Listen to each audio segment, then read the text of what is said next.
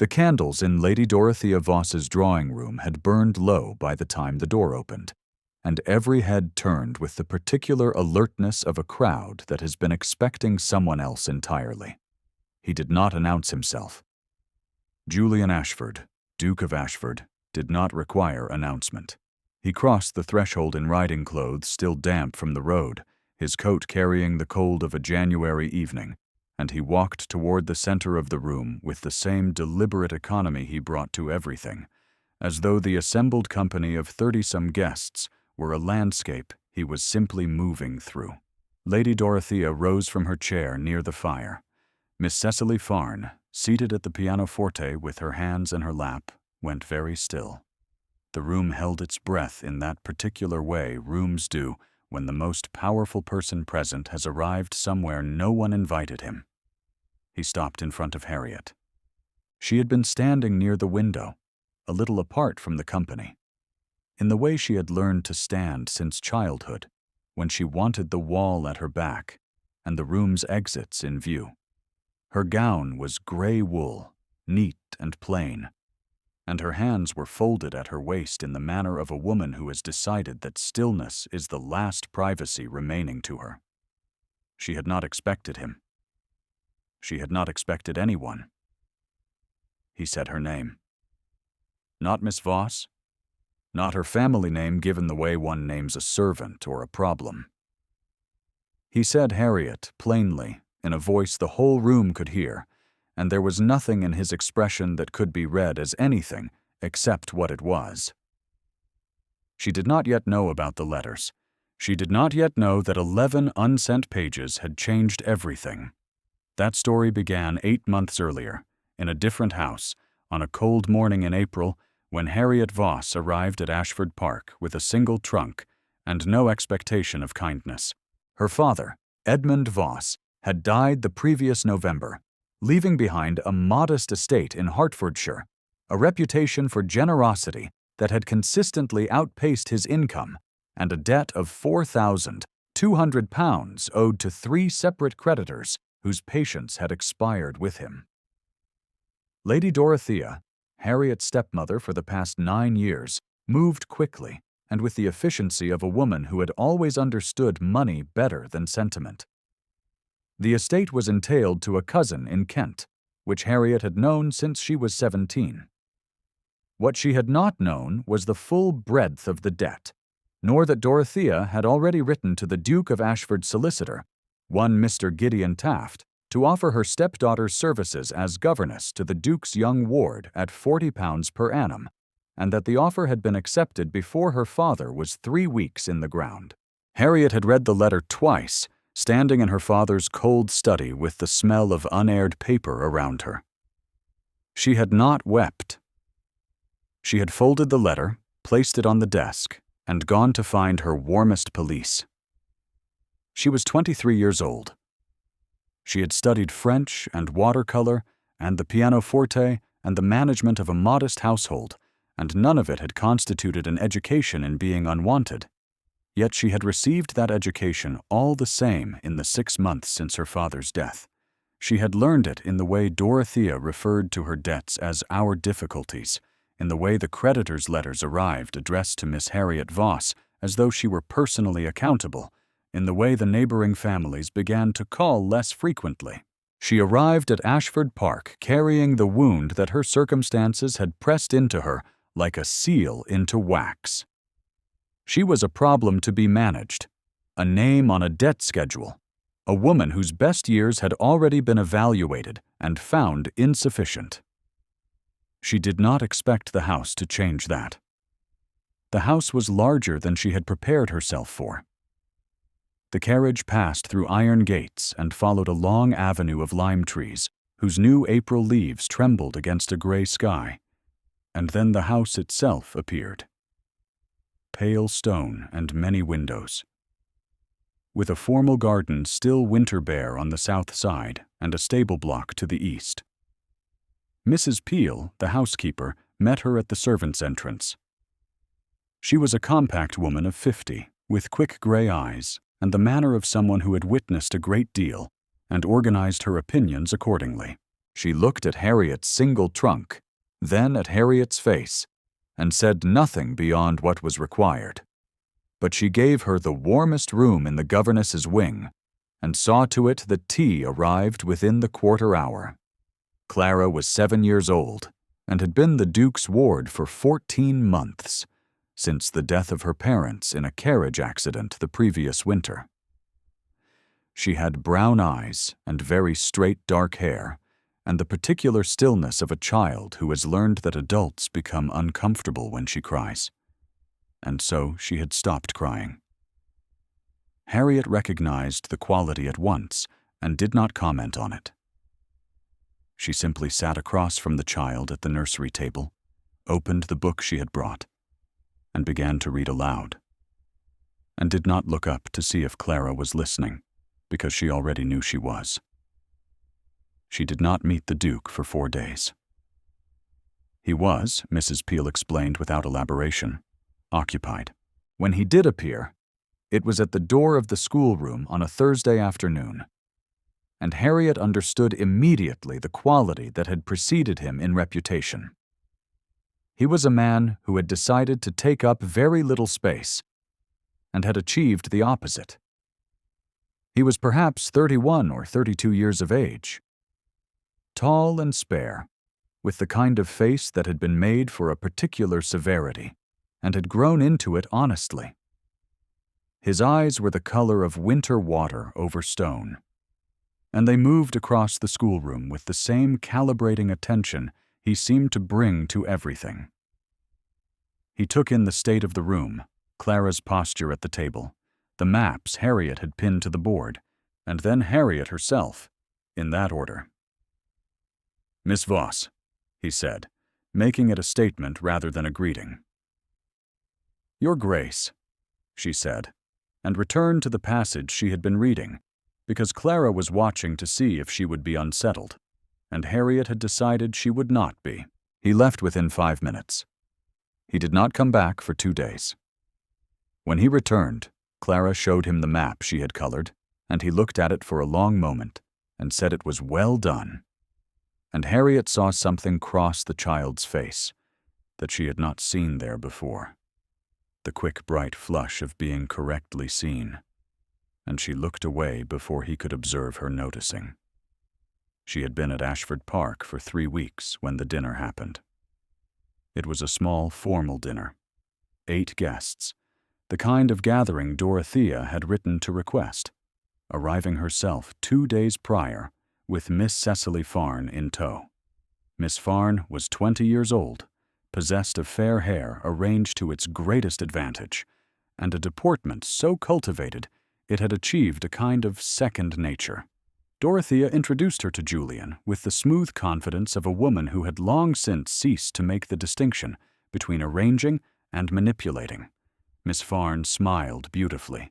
Julian acknowledged her with the formal courtesy he extended to everyone, which was to say equally and at length about nothing. Clara was not supposed to be at dinner. She had been permitted to appear briefly in the drawing-room beforehand, the standard ritual of well-behaved children presented and then dismissed.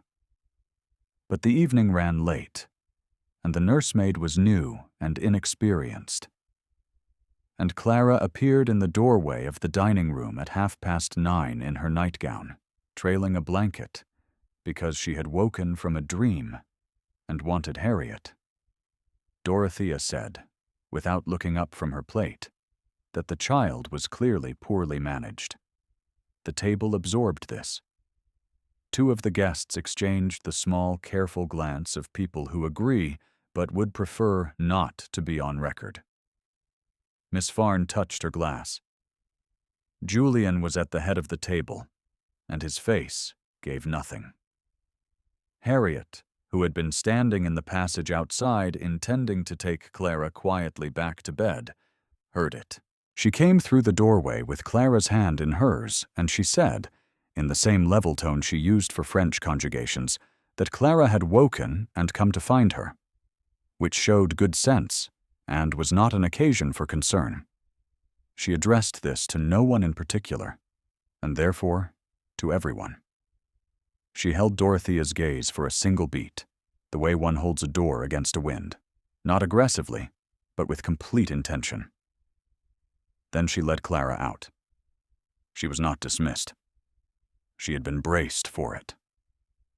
She took Clara back upstairs and sat with her until she slept, and then went to her own room and sat for a while in the dark, with her hands in her lap, counting the risks she had taken, and found she could not regret any of them. What she did not know, and would not know for many months, was that Julian had turned in his chair and watched her through the open doorway the entire time, and that his face had changed in a way that none of the 8 people at his table had the angle or the attention to see. If you are already listening closely, perhaps leave a comment when the letters are found. The story has been waiting for that moment from the very beginning.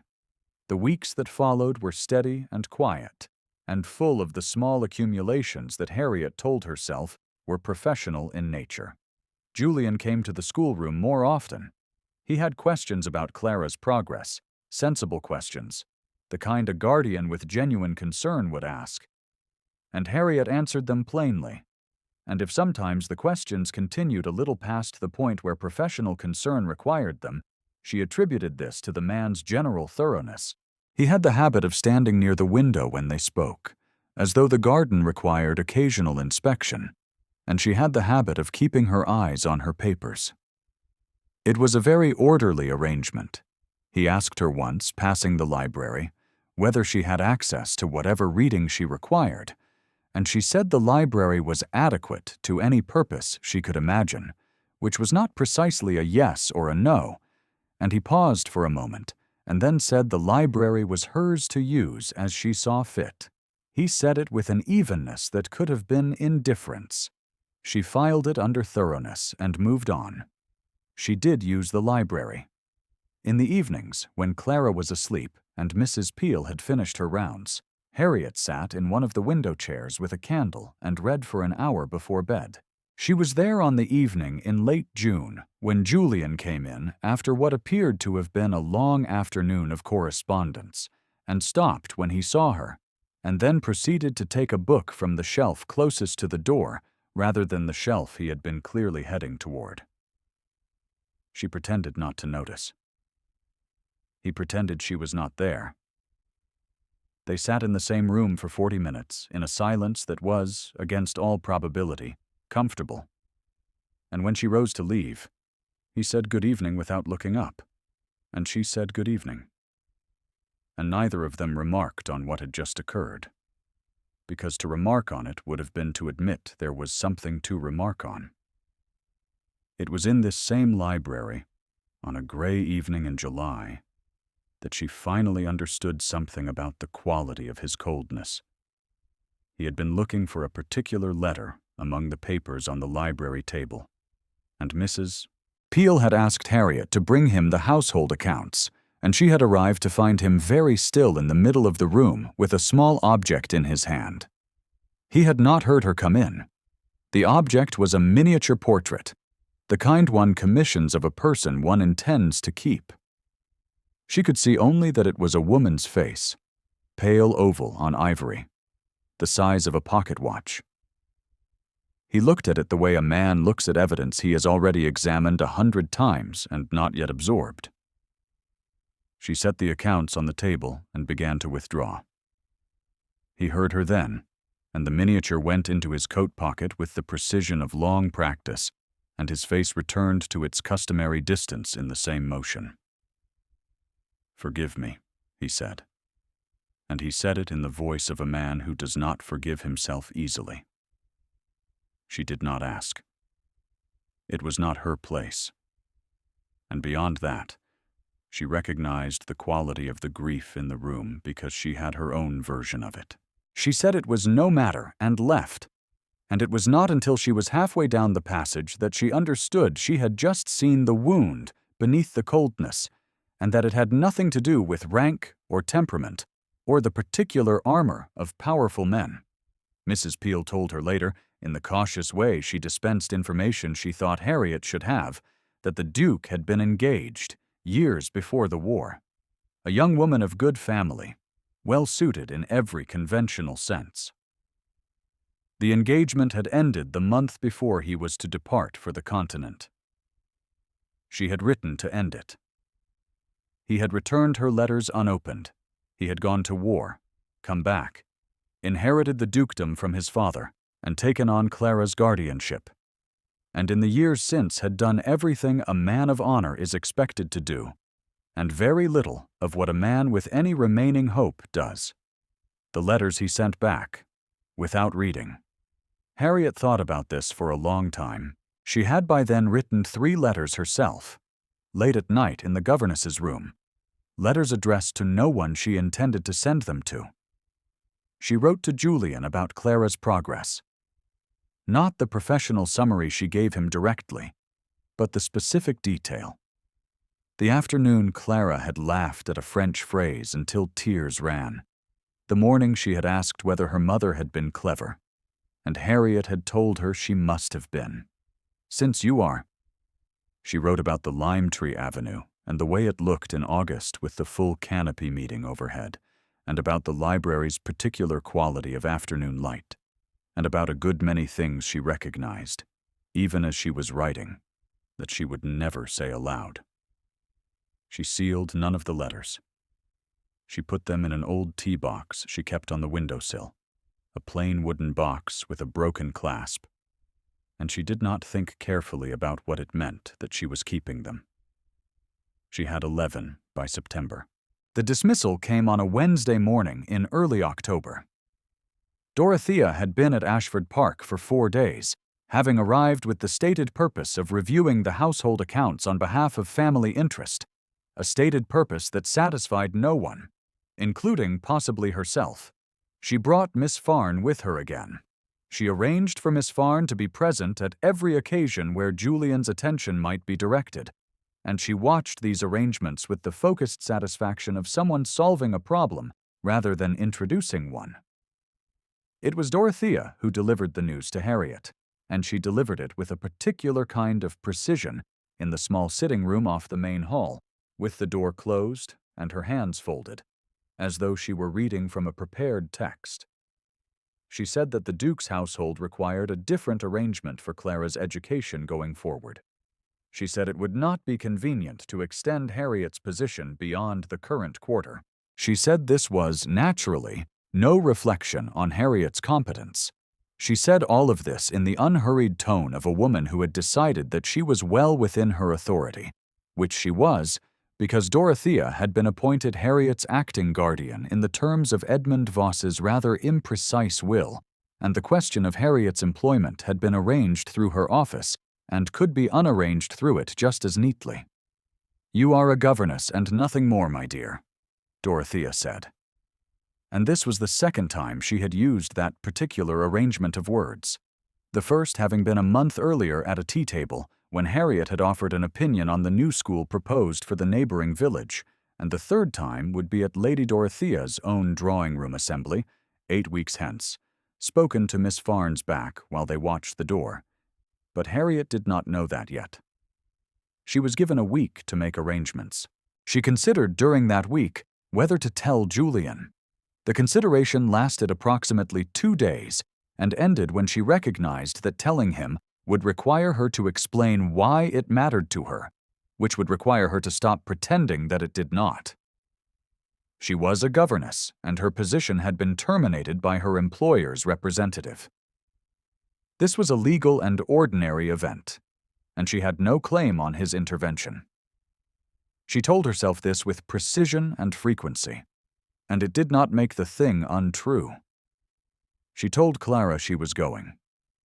She chose a quiet afternoon when they had finished reading together, and Clara was drowsy in her chair, and she said it simply, that she would be leaving at the end of the week, and that Clara was going to be wonderful, regardless, because she was already wonderful, and that quality did not require Harriet's presence to continue. Clara looked at her for a long time. She did not cry. She was a child who had learned not to cry, and Harriet sat with the specific weight of that knowledge and did not let her face show it. On the morning of her departure, She packed her trunk. She left the tea box on the windowsill because she did not know what else to do with it, and because she understood, in the gray, practical light of early morning, that taking it with her would mean acknowledging what was in it. And she did not have the room for that yet. She wrote Julian a single professional letter of thanks, correct in form, addressed to Your Grace, and left it with Mrs. Peel to deliver. She descended the back stairs. She did not pass the library. The carriage waited in the east courtyard and took her to the coaching station at Barford. And by noon, she was on the road to London, and Ashford Park was behind her, without a word from her to anyone who mattered, which was itself a kind of letter she had no language for. Mrs. Peel found the tea box that same afternoon. She had been making the governess's room ready for its next occupant, and she knew what the box was the moment she lifted it. Because Mrs. Peel was a woman who had spent 30 years reading houses and the people who moved through them. The clasp was broken and the lid shifted under her thumb, and the 11 letters were inside, unsealed, folded in the careful hand of a woman who had composed each one with the attention she gave to everything. Mrs. Peel did not read them past the first line of the first one. She knew enough. She carried the box to the study, set it on the desk in front of Julian, and told him what she had found and where. And then she left the room and closed the door behind her. He sat for a long time without opening the box.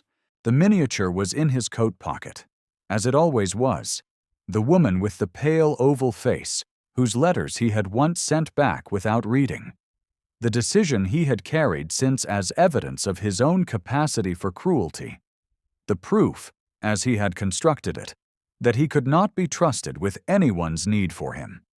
He had sent the letters back because he had believed that was the merciful thing, that releasing someone before the war was a kindness, that his returning alive was a circumstance he had not earned the right to trade on. He had been wrong about this in a number of ways, and had spent 6 years not examining how. He opened the tea box. He read all 11 letters. By the time he reached the last one, he was standing at the window, the final pages in his hand, the November garden going dark beyond the glass. The letters were not declarations in the formal sense.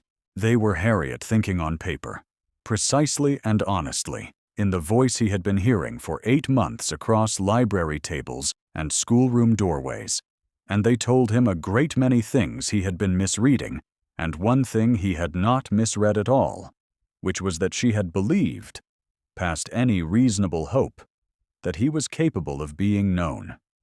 He had the carriage brought round in the morning. Clara watched him go from the nursery window, standing on the window seat with both hands pressed to the glass, and she did not ask where he was going because she had already decided she knew. He arrived in London on a cold Thursday afternoon and went directly to the address Mr. Taft had confirmed in a brief morning note, and stood outside for the length of time it took to resolve the last question he was still asking himself, which was not whether he intended to do this, but whether he was doing it correctly. The question resolved itself when he understood there was no correct form for what he intended, only the truth of it, which was the same quality he had been watching Harriet exercise across 8 months without acknowledgement. The assembly was well under way when he arrived. Lady Dorothea had invited the better part of her London acquaintance, 32 people arranged across the drawing-room with the density of a season event, the fire bright, the room warm, candles burning in the triple-branched holders along the mantel. Miss Farn was at the pianoforte. Dorothea was in her chair near the fire with the settled confidence of a woman whose arrangements had come to their correct conclusion. She rose when she saw him. The room went still in the way rooms go still when a signal has been sent that no one has yet decoded. He walked past her. He stopped in front of Harriet, who was standing near the window in a gray wool gown with her hands folded at her waist, and she looked at his face and for one long moment could not interpret what she was seeing there because she had decided months ago that she was not the kind of woman who inspired that particular expression in that particular kind of man. "Harriet," he said, and there it was, her name in his voice in the register of something decided. She said, very quietly, "Your Grace." "I read your letters," he said. "All of them, in the order you wrote them." He paused. "You did not seal them." "No," she said. "I think," he said, "you left them for me to find." She did not confirm or deny this. Her hands were still folded at her waist, and the room was listening, and she was aware of both things, and could not make herself care about the second one the way she had once been able to. "I would like to know," he said, in the same level tone he used for everything that mattered to him, "whether what you wrote in them is still true." The fire was very loud in the silence that followed. "It is still true," she said. It was not a long speech. It did not need to be. He took her hand from where it was folded at her waist and held it. And that was the whole of the outward demonstration. But it was sufficient. Because the 32 people in that room understood precisely what was occurring, and precisely who had made it occur, and the weight of it was a public fact, before either of them spoke another word. Dorothea stood very still by the fire. She had constructed this evening with considerable care, and it had gone somewhere she had not built it to go, and the confidence that had carried her through the arrangement of Harriet's dismissal and Miss Farnes's presentation and the 4 days at Ashford Park and the letter to Mr. Taft had nowhere left to stand. She was not cruel, and she was not a fool, and she recognized, in the extended moment of that drawing-room silence, that she had been confidently wrong about a specific thing, which was the value of the woman she had described, on 3 occasions, as a governess and nothing more. The phrase did not feel to her now like the precision it had felt like in October. "Lady Dorothea," Julian said, and he said it without heat, which was worse than heat would have been. "You will have Mr. Taft's confirmation in the morning." Miss Farne removed her hands from the pianoforte keys with the care of a person who has understood that the piece is over. She looked at Harriet, not with hostility, but with the particular recognition of someone who has just been shown the score she was competing against and found it was something else entirely. She did not speak. There was nothing to say that the room had not already said for her. Mr. Gideon Taft arrived the following morning at 8, carrying the formal documents attendant on a public declaration made before witnesses under Regency Convention, and confirmed in his correct professional manner that the Duke's declaration constituted a binding offer of honor. He presented the relevant papers to Dorothea in the sitting room, remained for tea he did not drink, and departed. He was a precise and economical man who understood that his presence was procedural and did not require elaboration. Dorothea sat for a long time after he left with the papers in her lap. The debt of £4,200 had not disappeared. The estate was still entailed to the cousin in Kent. The facts of the matter were still the facts. What had changed was the single fact that Harriet's worth had been measured by someone whose measurement could not be argued with in any drawing room in England. And the argument Dorothea had been making for 8 months, the argument that said Harriet was a name on a ledger and a problem solved, had been concluded by the only person with the standing to conclude it, and concluded the other way. She wrote to Harriet that afternoon.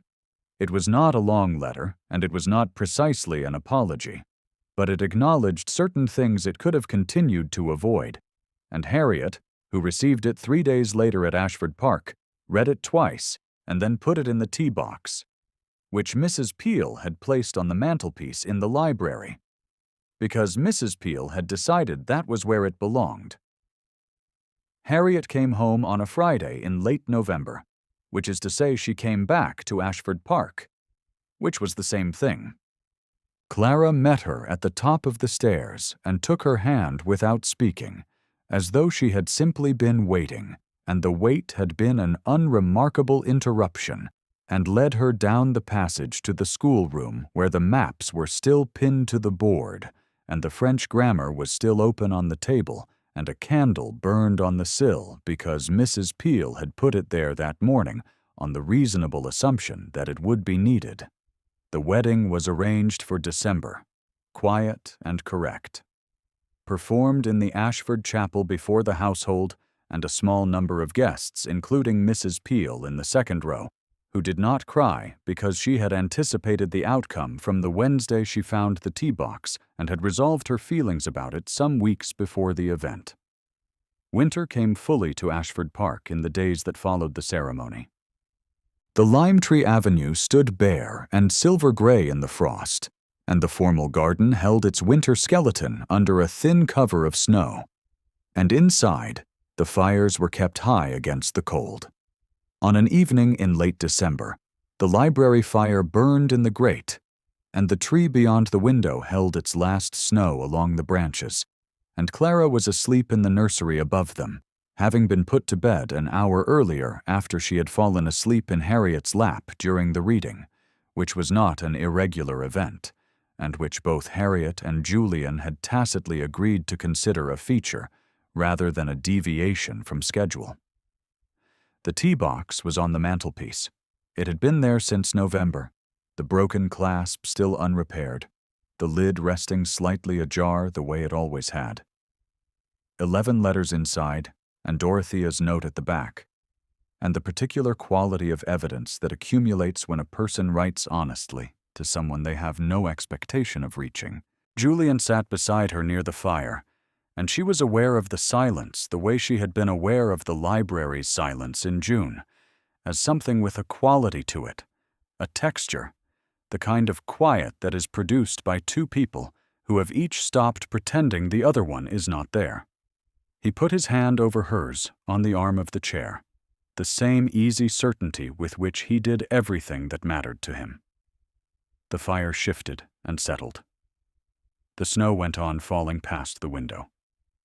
She did not look up from the page she was reading, but she turned her hand over beneath his and held on, and the candle on the windowsill was still burning, the same sill where the tea box had sat through all of it, through the months of her service and the morning of her leaving, and the long weeks of silence, and the room was warm, and she was home. If Harriet's story moved you, leave a word in the comments about the letters. There are readers in every corner of the audience who needed this particular ending, and it is good to know you found it.